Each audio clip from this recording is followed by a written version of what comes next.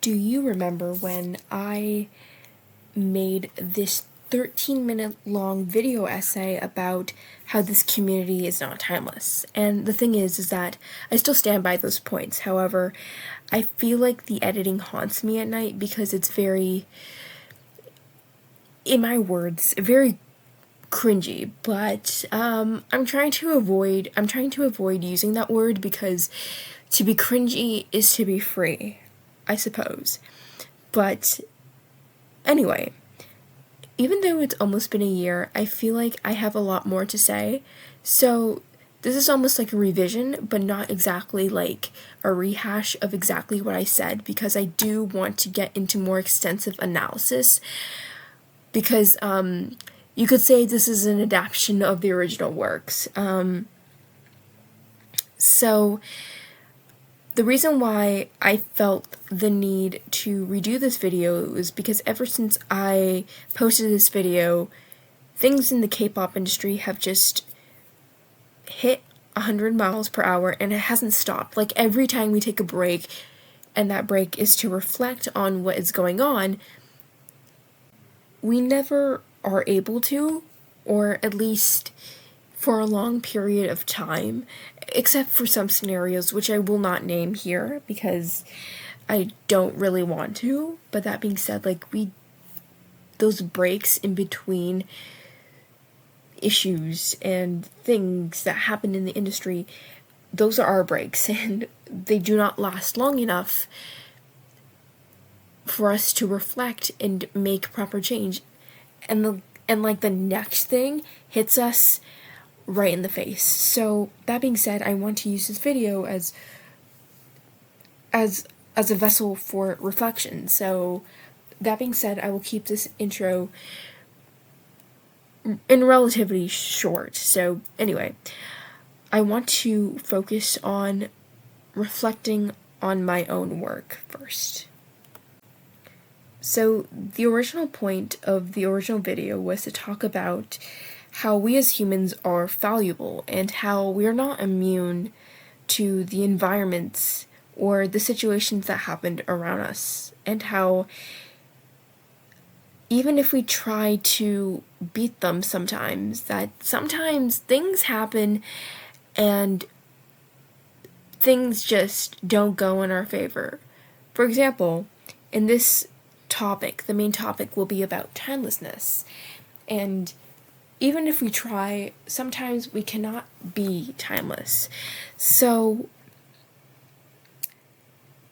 and as someone who does her best to remain timeless in a way, when I posted this video, I had like a little seed grow in the back of my head saying that I need to do my best in order to make these videos that I create to be timeless. So if someone 2 years down the road watches my videos, and especially the ones that I don't speak in, I hope that there's something of value so they're able to come and rewatch my videos. But again, I feel like I failed in approaching this thing, as I was trying to tell you how even though we try to kind of beat the status quo sometimes, and I mean, not the status quo, but we try to outdo and try to be the epitome of not reflection, but perfection. I feel like we tend to believe in the fallibility of others, but not in ourselves. And we don't believe in this weird way that we don't believe in the fallibility in ourselves, because I feel like in a way that some of us try to be ultra perfect because there's this fear of failure. There's this fear of being a disappointment to yourselves, because I think the society that we all live in hyper focuses on being successful, and almost if you fail or fall back in some ways, I think there's a lot of shame behind that. So, even though I was trying to tell you to not be worried about being fallible to failure, not even failure, but the concept of not being timeless, I inevitably, I can't say that word, but I'm going to skip it.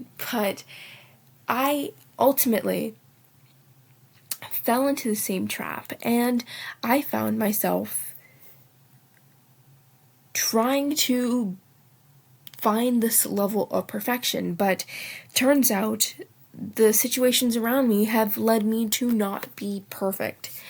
So again, in some ways, in the original script that I wrote, because sometimes I do go off script, I kind of try to point this into the direction of finding superiority. But I don't think this is meant to be, oh, I'm better than you in a moral sense, but rather I found myself redirecting my script into saying that we don't want to be seen as superior, as in better than other humans, but we want to kind of not be defined by words, but become the definition of a word, such as timelessness, right? Being timeless, like in the idea of that word, because that is the key word for this video, timelessness, or being timeless. In the sake of trying to define that word is kind of almost an attempt to show goodness, hope, and possibilities. And I think that many of us want to be good, and we want to be the best person we can, and whether that is in our morality or just how we work. And, that is why I'm here to tell you that I am valuable, and in this weird way, even though I was trying to avoid that, it is now caught up to me, and now it's not drowning me per se, but it is setting me down and making me sit down with the truth. And it's my fallibility is making me sit down for a cup of coffee, and it's asking me, how did I feel when I finally was caught trying to do something that is so natural and that is so human? And it asked me how it felt running away and yet tripping all over myself, because I was trying to set the curve, but I ended up being crushed by it. And the truth is that sometimes trying to stand the test of time means that the most important thing is knowing that your infallibility does not exist, and that is probably the most human thing about you. Sometimes it's not your responsibilities or your morality and not your ambitions, but it's how did you fail? How did failing make you become human? And how did it feel to realize that you were not immune to being immune to the idea of thinking that you were immune to failure? Hold on. I want to reframe that sentence to make it sound much more coherent. I want to reframe this sentence to sound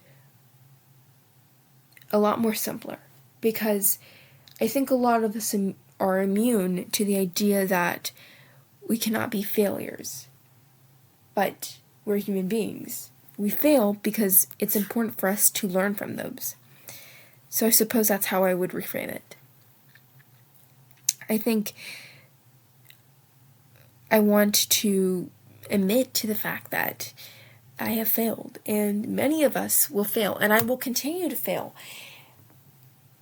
And yet again, even if I were to fail, accept that there's negative feelings around that, because it doesn't feel good. But yet, it's also a very human experience. That being said, I do want to move into the idea, into the next section, but still part of the reflection. But I do want to talk about my original video, where I suppose that I gave some categories and I kind of labeled things as, different things as timeless and not. And, however, before we get into that, I do want to talk about how some things remain timeless. And I think one big thing is when people create a piece of media or a piece of art or something,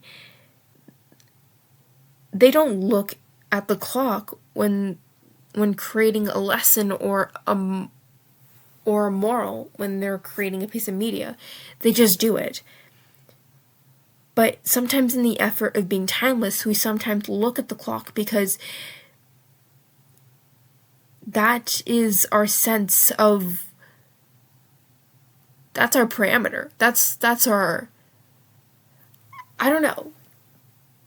It feels, I feel like time is sometimes our metronome of where we are socially, right? And sometimes when people make lessons that are ahead of time, they don't look at where they are. They just think and they just reflect and they think deeply about it and they just find ways to present that. But for us, we use a metronome, that is a clock, to further our goals in terms of writing a piece of media that we hope to remain timeless.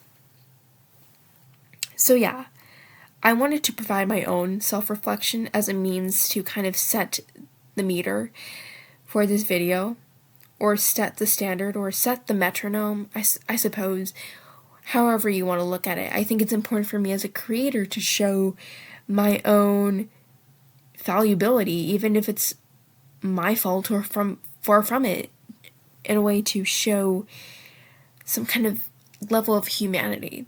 I feel like if I reflected on my own work from what was a year ago, I think this would enrich my reflection process, because now when I look back at some of my old works, I realize some of them are not my fault, and some of them have now aged poorly because of things that were out of my control. But in some of my videos, I have accepted that won't be looked at with the same love as you've given them before the event that has now soured its impression onto the world.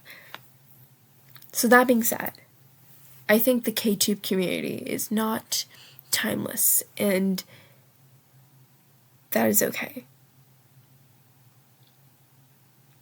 So, for this video, I had to do something important, and I had to do the world's most important thing. Like this will go down in human history as the most important thing that any historian has ever done.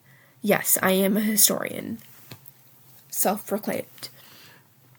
And that would be going into my old works on Google Docs, going into my Google Drive from about a year ago, and going onto my Canva, because that's where I made the whole thing, and looking back at the entirety of the video, and looking at my talking points, and studying them to use them as a benchmarker for what I have to talk about, but also where to further carry on the conversations that I first talked about.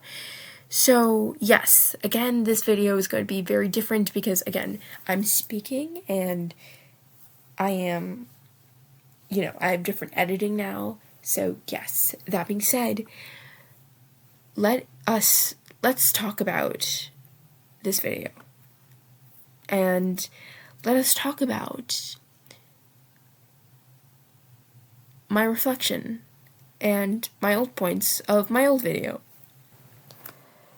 So, when I looked back, oh my goodness, I was really trying to emulate the style of a documentary, but it turned out so badly. I'm not going to lie. I really thought that this was a good idea, but that being said, anyways, I think my first points was talking about how fast the K-pop industry moves and how I still stand by this point, because I personally feel like this year, 2024 alone is enough evidence to talk about how quickly the industry moves. For example, Stray Kids, for example. As you know, they are my alt group, but we got no music during the first half of the year, but the second half of the year was just I was gonna say banger after banger after banger, but I can't. This is not a Stray Kids video, so I'm not gonna. But anyway, that being said, we had comeback after comeback after comeback.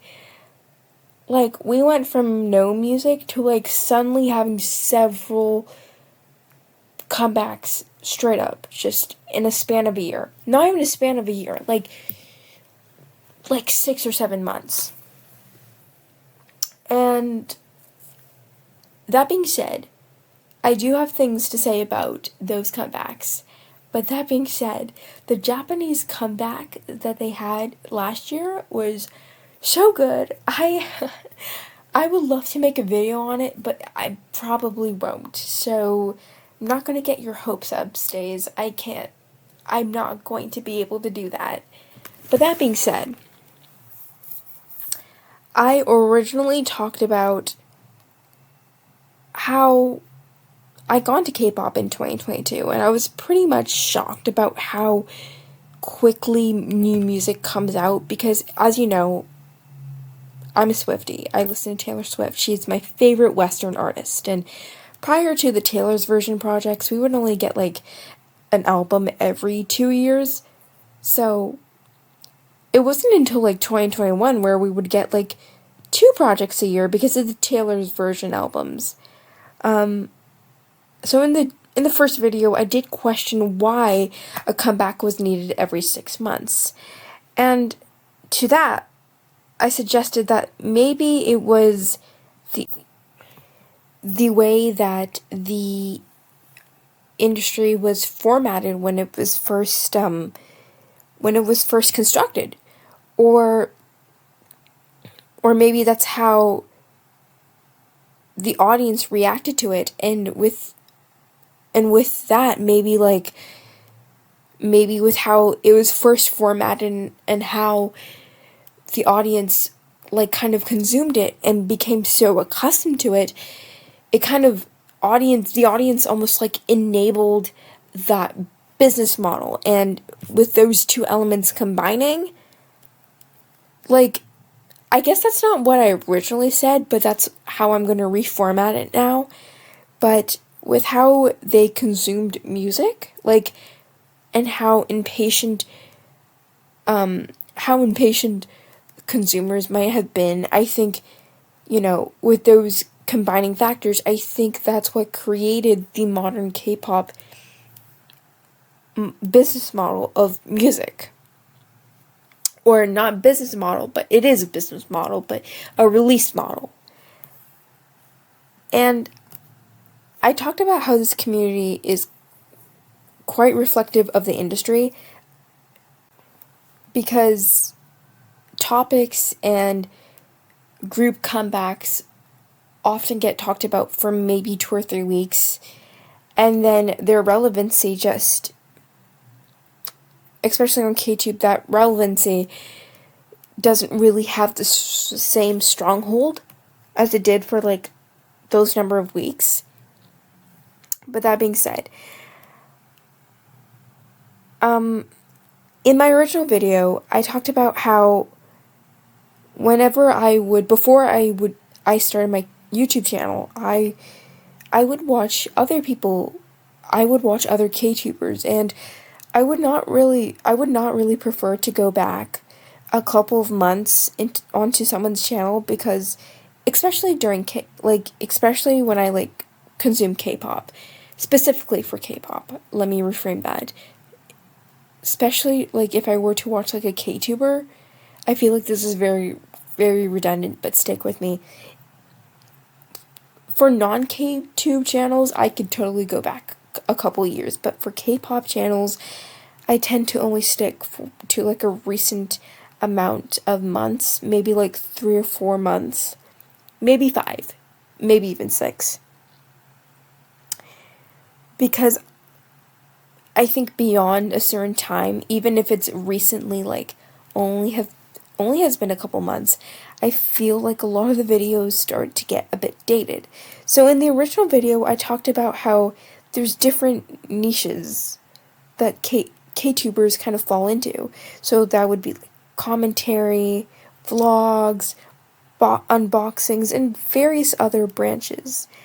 But basically, this was kind of to set the tone in a way to kind of like talk about the diversity in the community.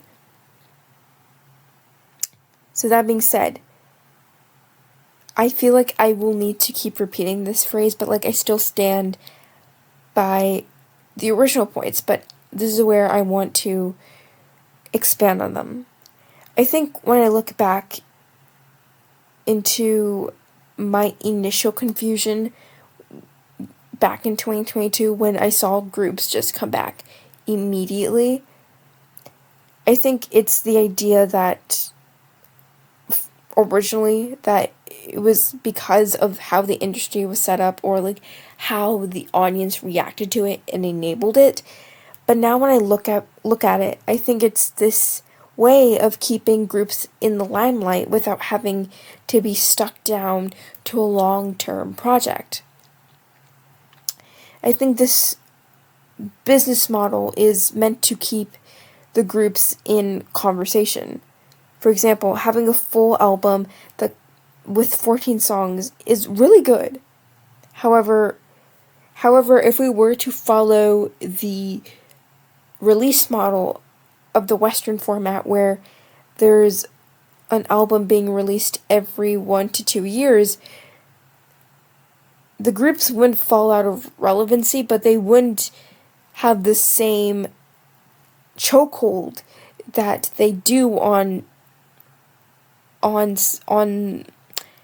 I think they wouldn't be able to maintain the parasociality of the group and fan dynamics if they came back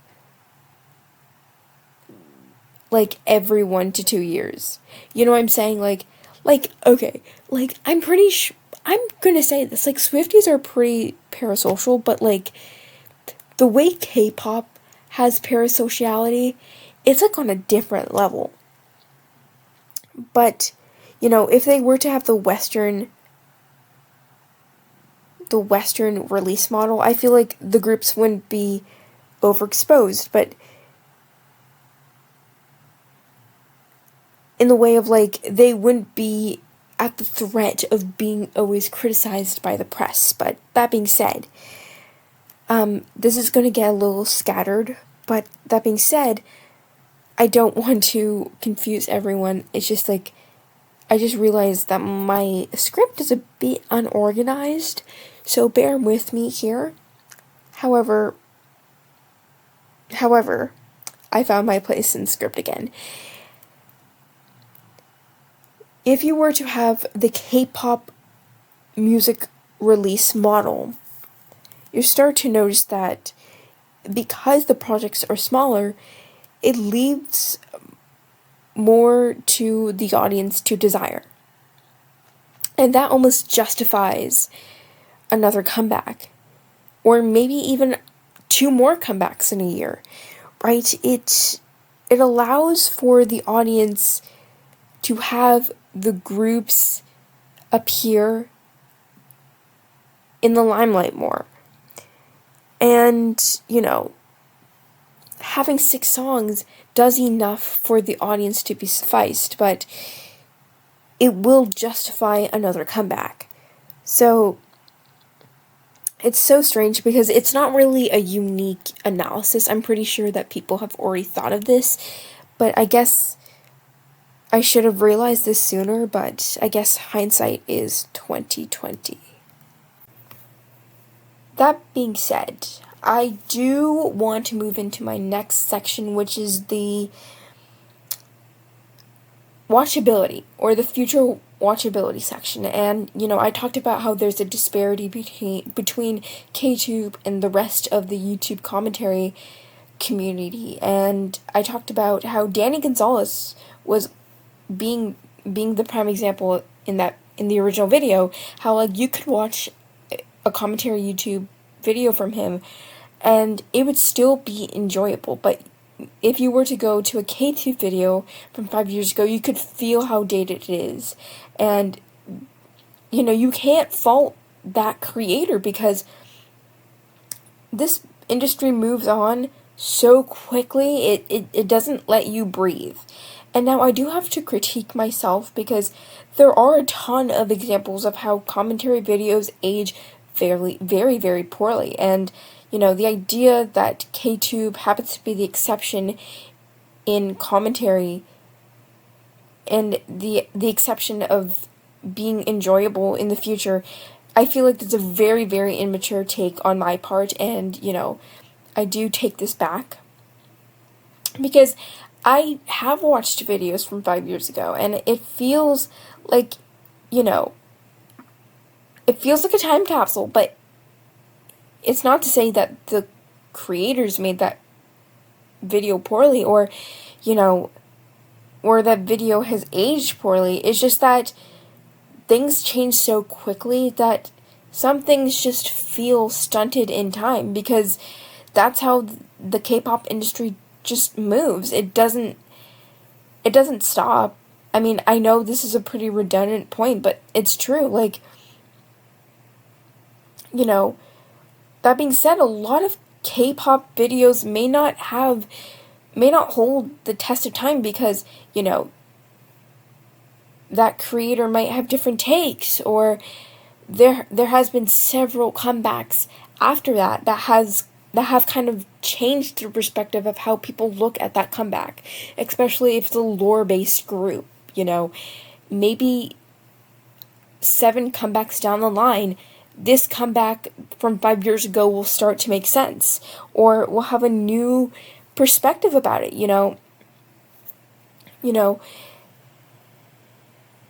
there's so many things and so many factors which lead to a video not standing the test of time, and it's not because the video is bad, it's just that the industry moves too fast and things happen and humans change, right? There's so many things that we go through that we might not stand by our old videos, and I do have different takes from my old videos, and I would like to say that, yeah, I do have different takes. I think everyone does. It's only human to have different takes, like five years down the line. But watching a K-pop analysis video from 5 years ago does not mean that it does not no longer have any value. I mean, it's nostalgic. It's enriching to see how we viewed things from 5 years ago. It can help some people just base an opinion and then base an opinion or understand an opinion from 5 years ago and see how the viewer can carve out their own opinion from something from 5 years ago and what they know now, right? There's something, and again, it doesn't mean that a video can't be of value, because seeing someone's analysis of a concept or conceptual work or vocals, those always will hold value no matter how long it's been, right? you know.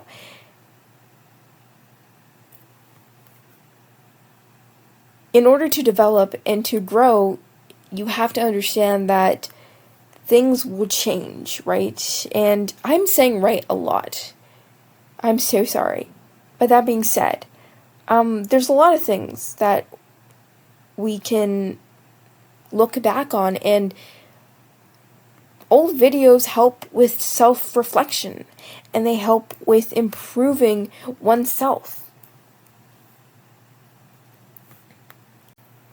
Another thing, well, the next section that I do want to focus on is toxicity. And as we know that the K-pop industry is, and the fandom is pretty toxic, and I've talked about how there was a trend on KTube a few years ago of how creators would talk about creators they don't like, and, you know, again, this was a specimen of its time. It's no longer a trend anymore, but I just feel like because it's a product of its time, it's stuck in ice and it'll never truly melt because toxicity drains people out fast, and toxicity grows old very, very quickly. And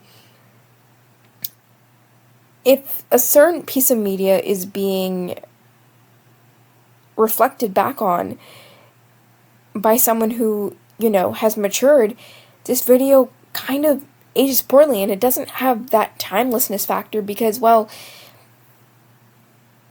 you know, negativity will never be timeless. It cannot be timeless. And, you know, I've also talked about if a creator is absolutely rude to a group, you know, the rewatchability or the future viewings of that video can sometimes not exist, because if we were to look at that video, like maybe months or years from now, seeing certain groups be dragged to filth is just exhausting. It's not fun, and it doesn't promote any healthy kind of behavior. However, I do want to make a proper disclaimer that there's a difference between criticism and dragging groups to filth, because criticism is very important. But I do want to specify that I'm talking about just pure hatred, because, again, toxicity drains the heck out of people. You know, and being able to remain respectful and empathetic cultivates a good impression, and it keeps people coming back. So, the next section I also talked about was the fast-changing pace of the industry. And now, I know I've talked about this so many times, but, you know, there's a lot of K-pop news channels that won't be able to stand the test of time because they focus on developing information, and their videos might not feel complete because of the new developing information, and sometimes their journalism may not be even accurate. And maybe you can even put journalism in quotes, air quotes, and such, but, you know, sometimes the video turns out to be wrong, and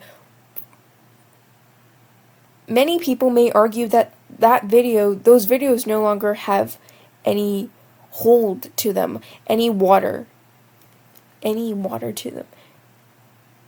Hold any matter. Like, I don't know what the saying is, but, like, they don't hold the same value as they used to, but I like to argue that it's good for self-reflection and how we acted during those events, how we chose to speak and use our words, and how we expressed our feelings during those events. And we can use those videos and those in the comment section underneath to see how we reacted and how we can be better, or how we can pat ourselves on the back, you know. And again, I feel like I captured my point very well, but I feel like, again, the industry moves so fast, and 2024 was kind of the poster child of going a million miles an hour, and it can be very, very draining.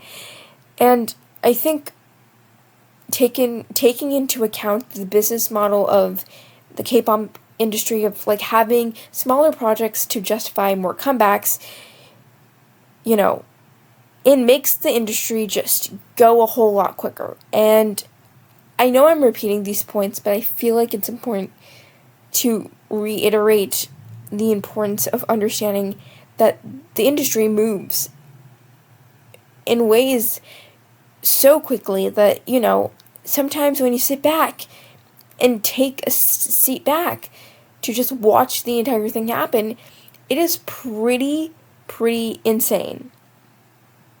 And I've noticed that over time, there could be a very popular album that has been, produced very well, amazing writing, amazing vocals, and it's just a pretty good album, and I'm going to talk specifically about those mini albums, because I feel like this could also apply to, full albums. But specifically, I want to talk about just mini albums. But again, this could apply to full albums too. But I feel like a lot of K-pop stans only genuinely listen to title tracks or their promotional B-side. And I feel like the rest of the album might not get to see the rest of the day to the public unless it's the fandom. I think when you have one or two songs that are purely like just very, very popular off of an album, I think those get heavily streamed, but those also get exhausted very, very quickly. Not because they're bad, but because it's the only two songs you will hear off of the album.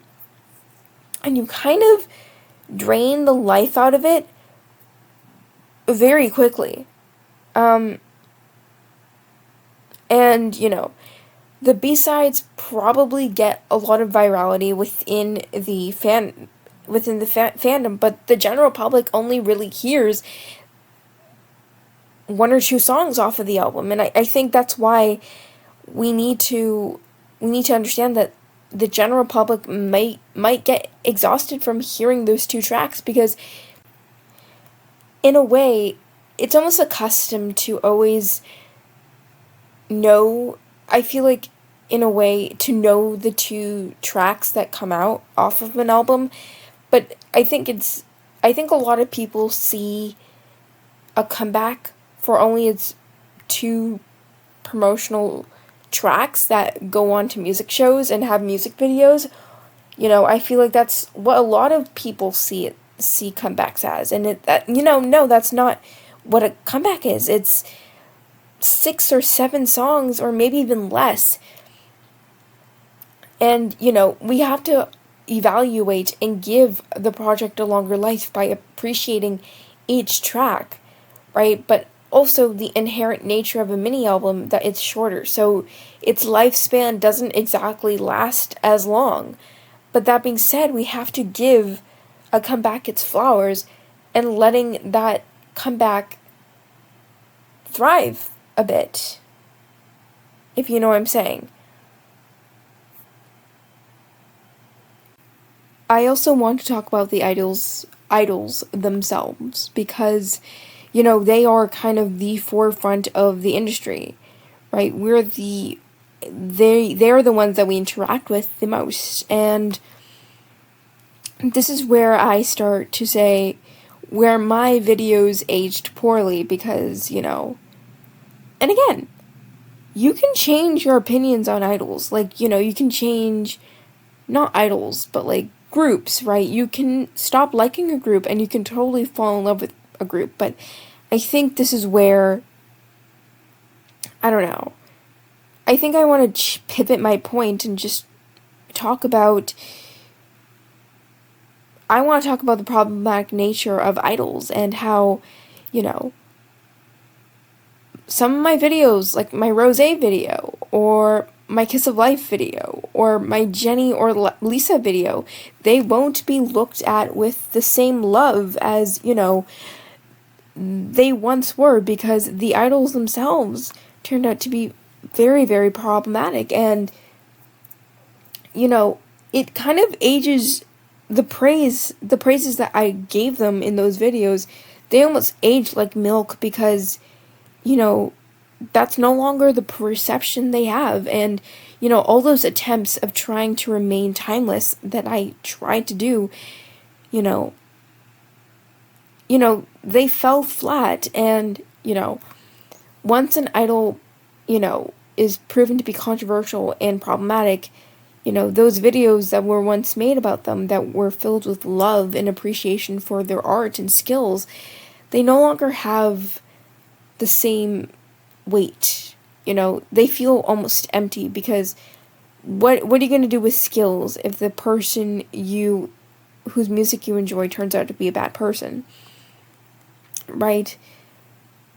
An idol's reputation can very much be reflective of how timeless they can be, or how the work that is influenced by them can be. So, that being said, like, I think understanding that when it comes to that, it's not really in your control. And, you know, your work still should be respected. And it's not that your work should be, like, axed and told that it's no longer has any value, because at the time, those points were valid, they were just, and they were made with pure love and admiration for the art they produced, right? You know, maybe on the flip side, maybe with some optimism, I can provide you with this, that maybe an idol changes for the better, and the critical videos that were made about them still hold value, but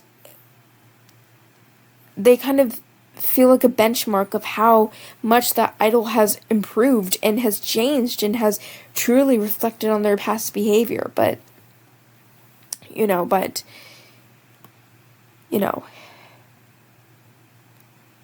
that being said, like, going back to the idea that your idols can be problematic, and the art that you produce, the videos and the work you produce based off of those idols feel empty, they feel hollow, and you don't even feel comfortable revisiting them.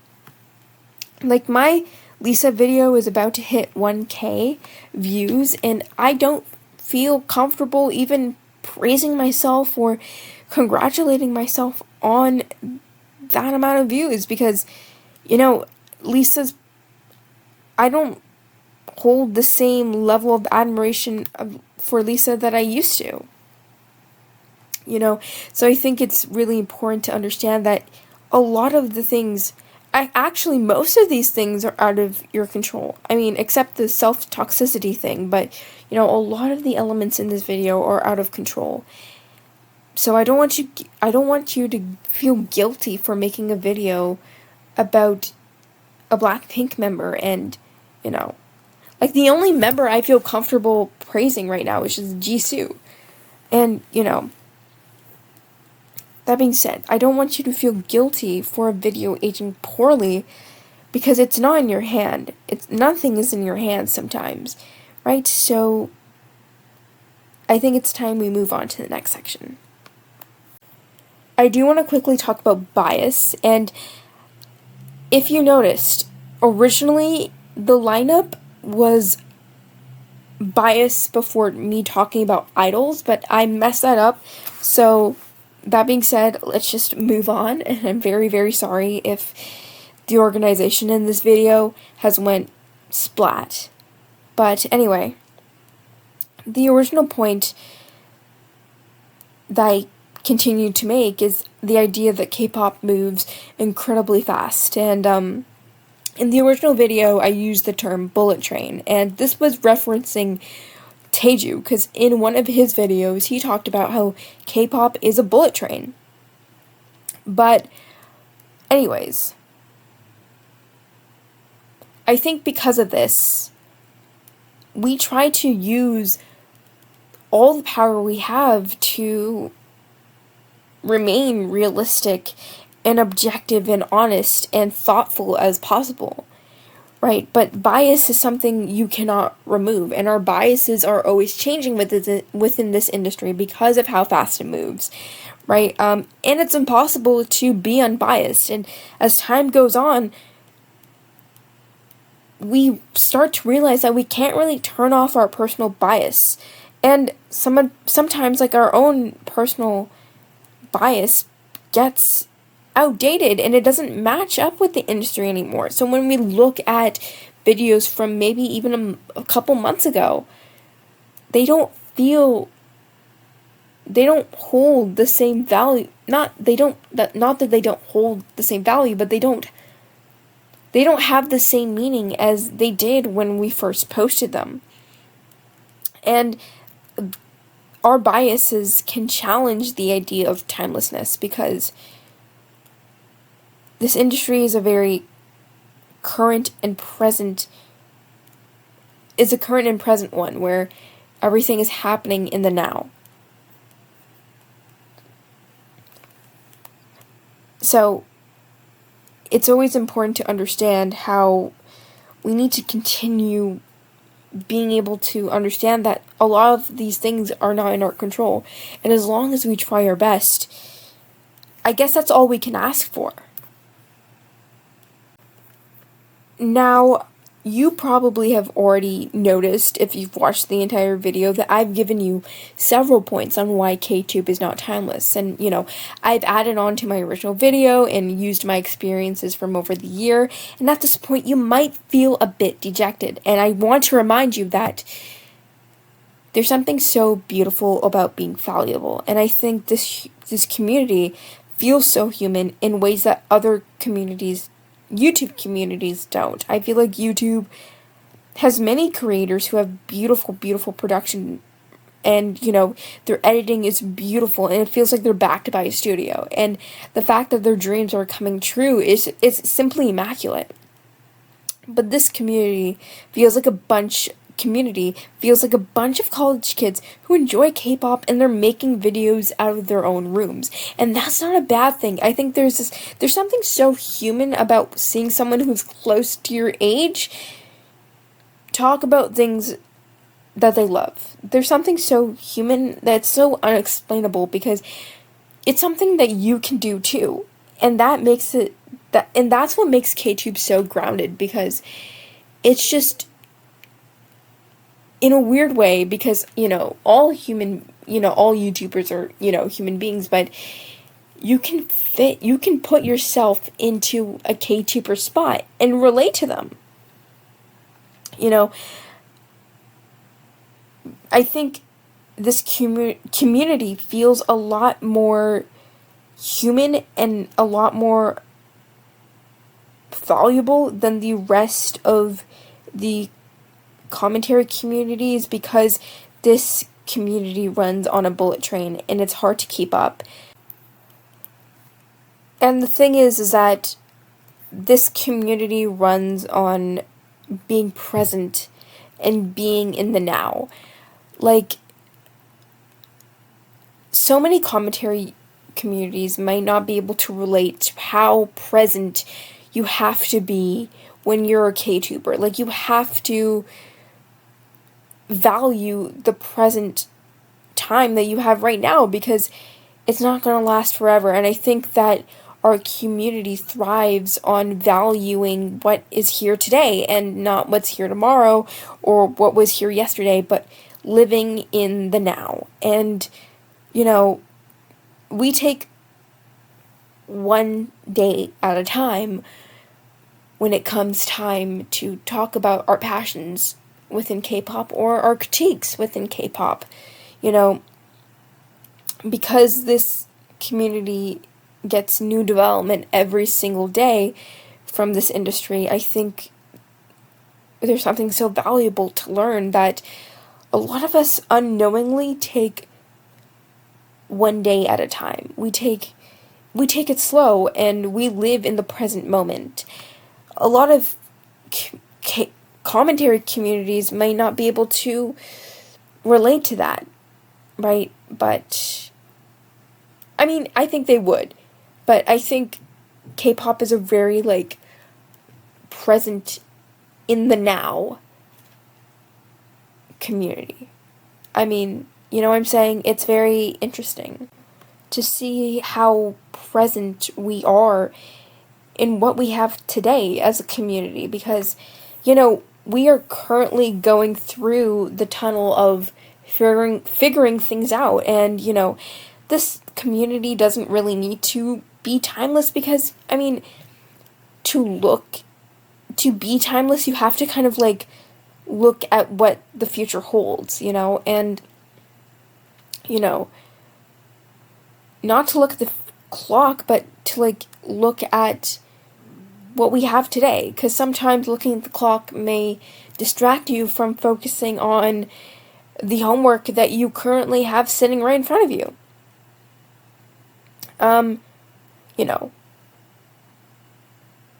I want to bring it back to how, you know, society is always focusing on success after success and grinding and just looking into the future, right? And we're often told when we're overwhelmed that, like, to take it one step at a time. And, you know, because the industry is so unforgiving of just not wanting to slow down, I think, once again, we have to force ourselves to remember that we're human beings and we can't look into the future. It's so humanizing to know that this industry is like almost like the future. We will never know what's going to happen next. And plus, this industry has a lot of secrets, and I think it forces us to think about and accept that not knowing is okay. And even if KTube is not timeless, it is okay, because we rather focus on what we have now than be worried about a future that constantly pegs our mind and provides us stress, you know. You know, we rather be able to enjoy the music or be able to thoughtfully critique what we have now, because, you know, being hung up about the future and being anxious about it won't help you to enjoy your own life, because not knowing is okay. Not knowing about the future is fine, because if you force yourself and your videos to be timeless, they won't be timeless, because they were born out of the stress of trying to be built out of hopes, possibilities, and trying to beat the curve. But sometimes we can't, because we're human beings.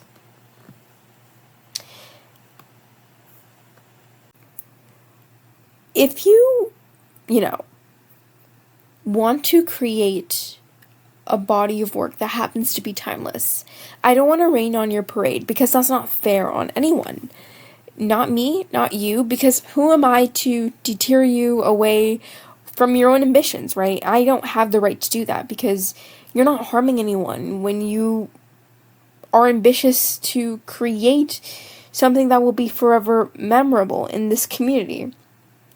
So that being said, I still believe that there are KTubers who do remain timeless. And I do want to talk about those three. And I'm talking about Mera, Choujimi, and Taejiu. And, you know, those are the original three from my video. And I do want to reiterate my points and kind of expand on them in this video too, because I feel like those three have really influenced my work to be, you know, where it is today. And of course I can always improve, but, you know, those three are like the hallmarks of why this channel exists. The first KTuber I want to talk about is Mera.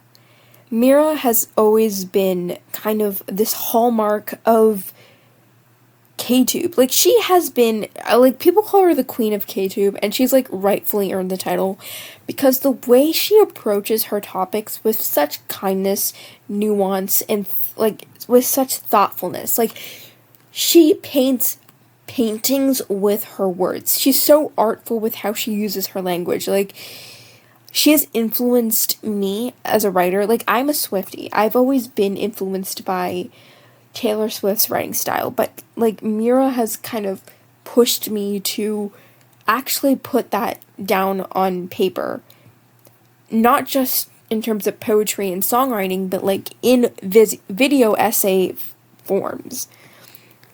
You know, she's a woman of many, many, many words, and you know, I feel like there's not enough words to talk about how impactful she is, because you can feel her.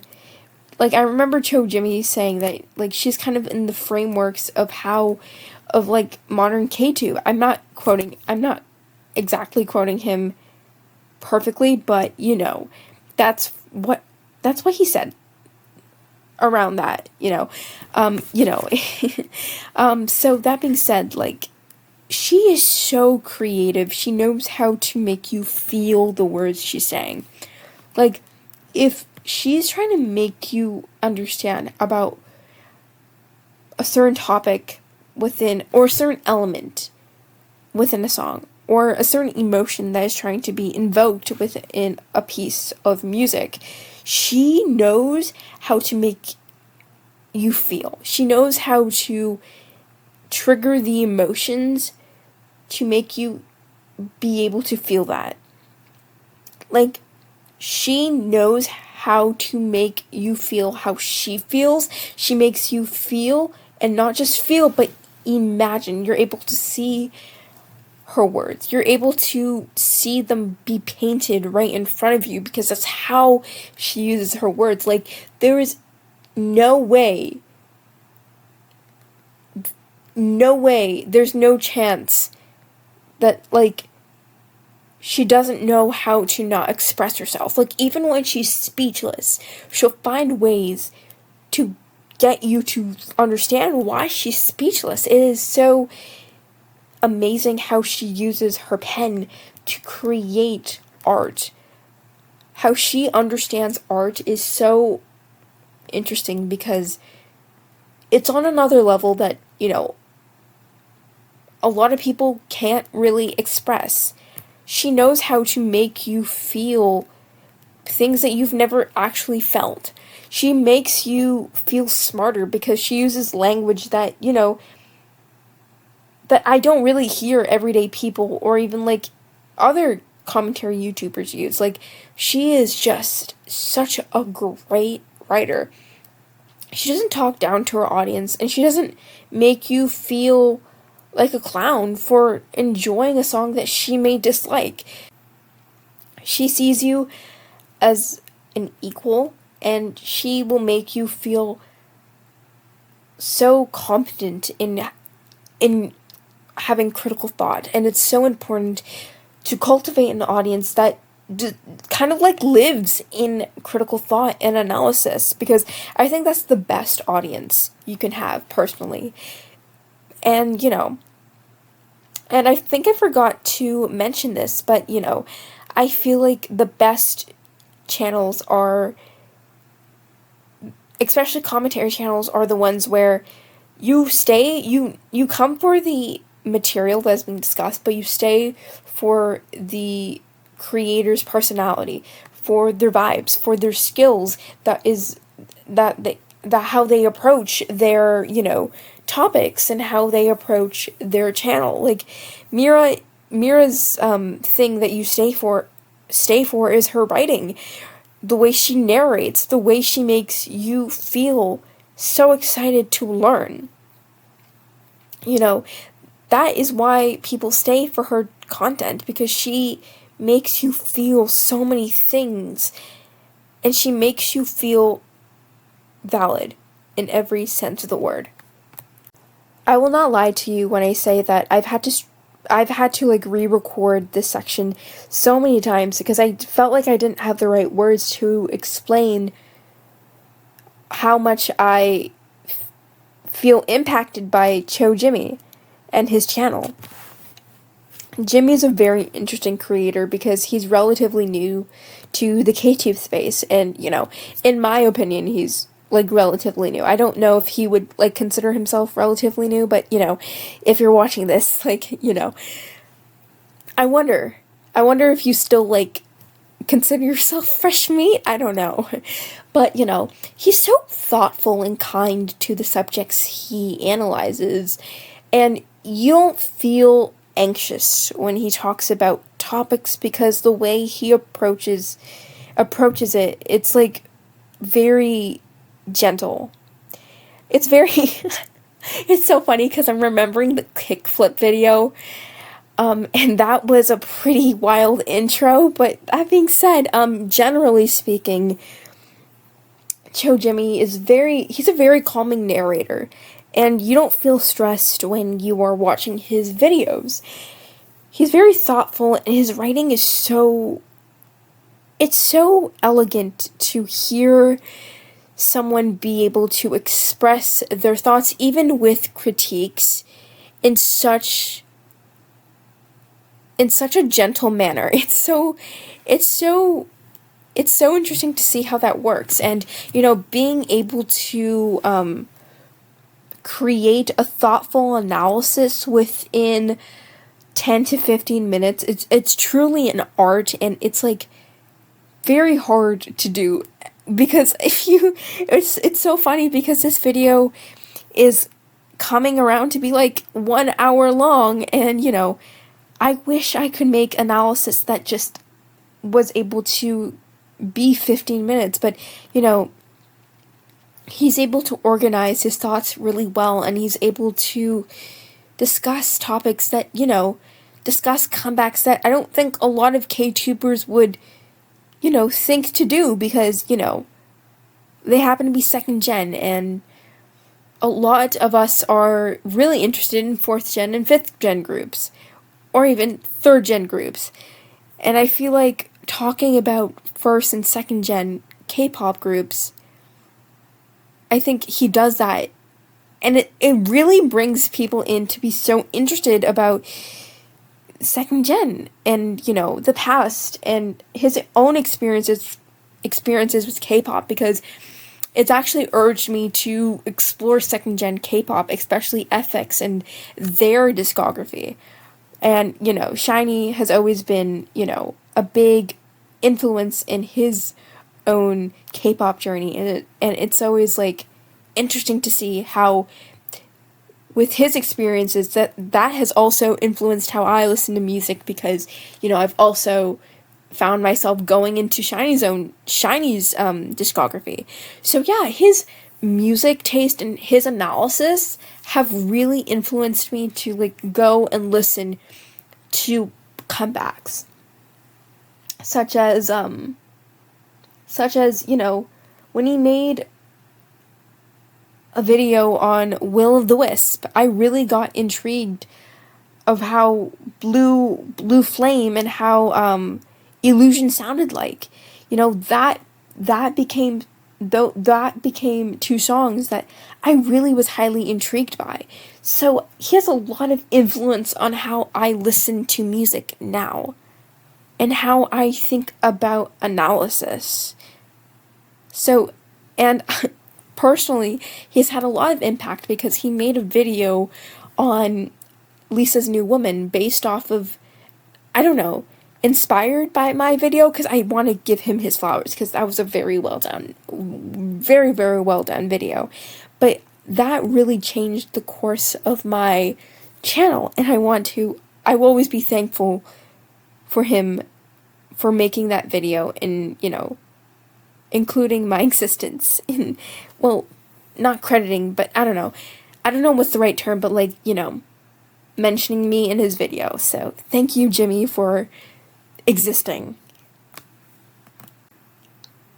Taejiu was the original inspiration for the original video. And, I also tagged him, and he also commented on my video, and that was the first time anyone had ever commented on my channel at that point, so that was surreal.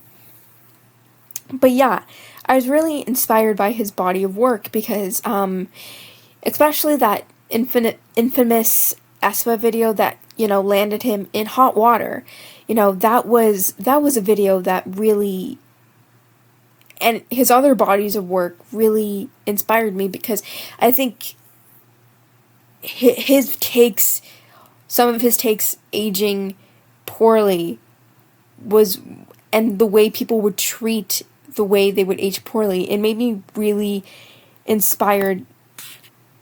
It made me really inspired on to write the original script, because in a way that this community is like really, really not timeless, and it's like things go by super duper fast, and you know, sometimes the things we say don't hold up, and you know, sometimes we can't do anything about that. And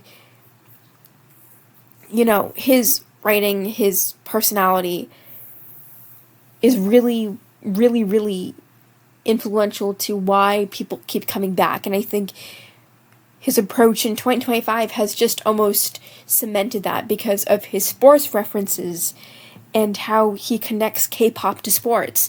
You know, that really almost cements this kind of, for lack of a better word, branding for himself that makes him the K-tube sports guy who enjoys sports and making analogies. You know, that's just something that makes his videos a lot more appealing, and his humor is also something that really, really, really intrigues a lot of people.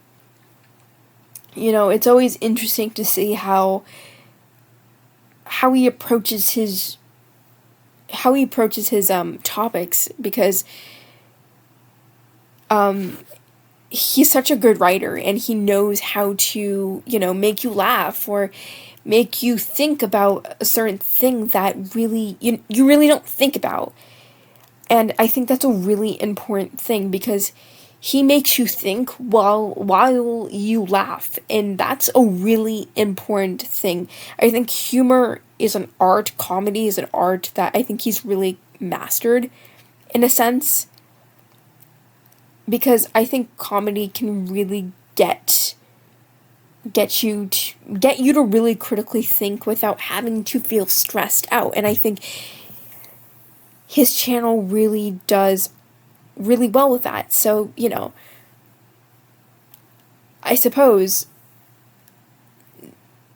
this is what wraps up the 3 K-tubers that really inspire my work. And you know, and I really enjoy watching their videos. And you know,